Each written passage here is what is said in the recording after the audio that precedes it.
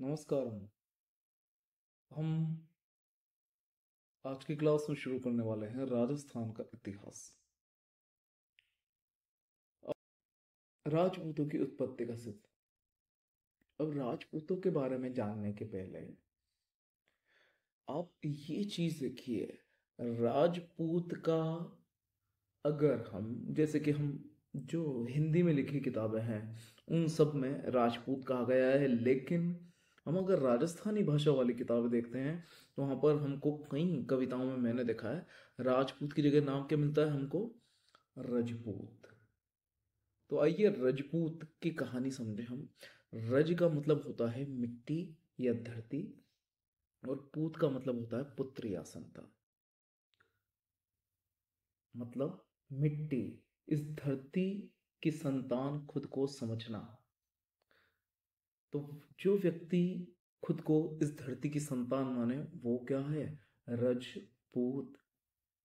इस धरती माता का, इस मिट्टी का बेटा, मिट्टी की संतान।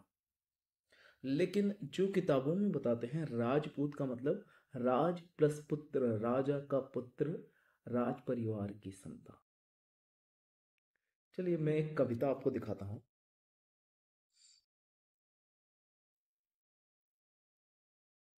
तो देखिए, ये जो कविता है ये महाराणा प्रताप जब जंगलों में भटक रहे थे हल्दी घाटी के युद्ध के बाद, तो बीच में खबर आती है कि महाराणा प्रताप संधि करने वाले हैं अकबर के साथ।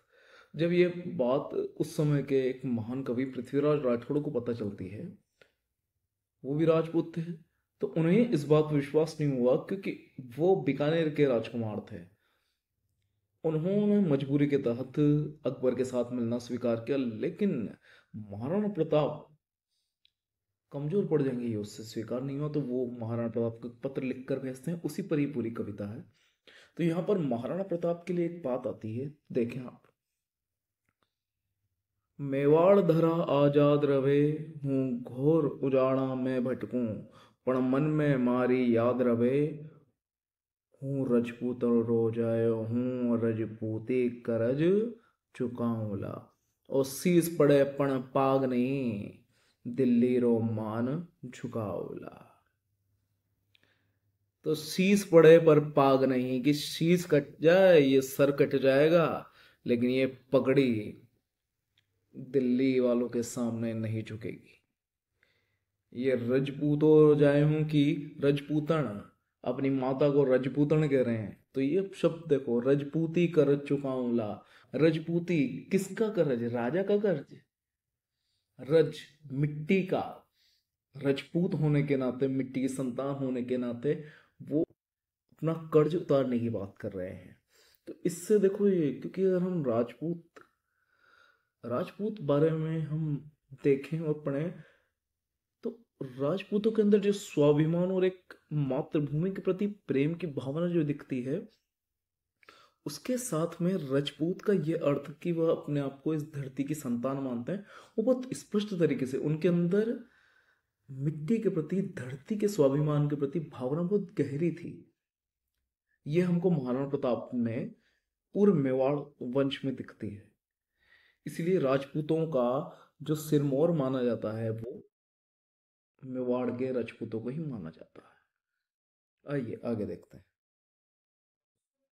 अब इस बारे में डॉक्टर G.H. ओझा, गौरी शंकर हीराचंद ओझा और श्री जगदीश सिंह गहलोत ये बताते हैं, ये कहते हैं कि इनके अनुसार बाहरी मुस्लिम आक्रमणकारियों के हमले से पहले यहाँ के राजाओं को भी क्षत्रिय कहते थे, लेकिन बाद में यही राजा अपने आप को राजपूत या रजपूत कहने लगे। क्यों कहने लगे?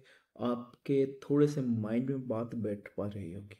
क्योंकि जब शत्रुओं से लड़ना पड़ रहा था, विदेशी शत्रुओं से मातृभूमि के लिए, तो उनके अंदर ये भावना बहुत प्रबल हो गई थी अपनी मातृभूमि के प्रति।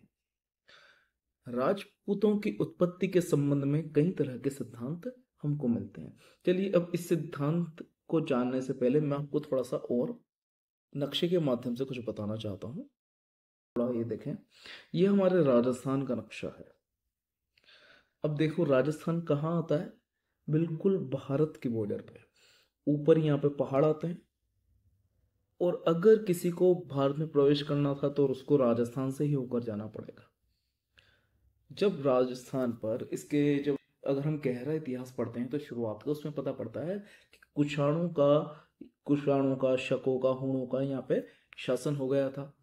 तो कई जाते हैं योद्धे, मालव, अर्जुनन, इन्होंने यहाँ रहकर राजस्थान को आजाद करवाया था। फिर ऐसे ही बाद में प्रतिहार, चौहान, परमार, चालुक्य आदि राजाओं ने यहाँ रहकर राजस्थान की भूमि की रक्षा करी, और वही राजपूत भी कहलाए। तो यह है राजपूत होने की कहानी।